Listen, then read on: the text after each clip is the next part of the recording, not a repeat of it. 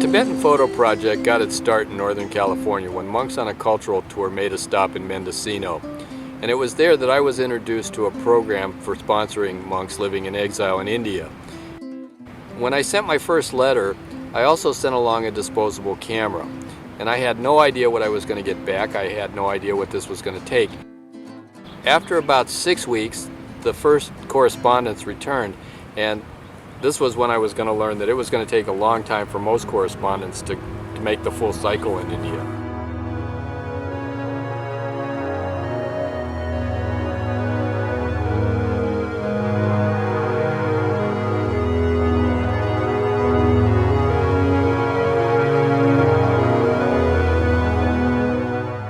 Taking his first photos with a recyclable camera, Jamyang Norbu gave the Tibetan Photo Project its start. Jamyang's personal story is representative of the plight of thousands of Tibetan monks living in exile.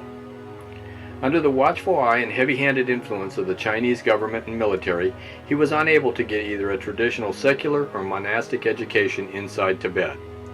The Chinese had also destroyed all but 13 of 6,000 monasteries that made up much of Tibet's education system. Joining a few young countrymen, he took the treacherous walk over the Himalayas into Nepal and moved onward to the Tibetan colonies in southern India.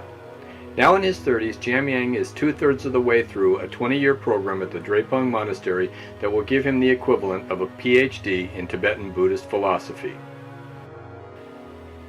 When he was introduced to his first camera, Jamyang sent us a letter saying he had no experience and the Tibetans had no culture based in photography, leaving him at a loss at what to photograph.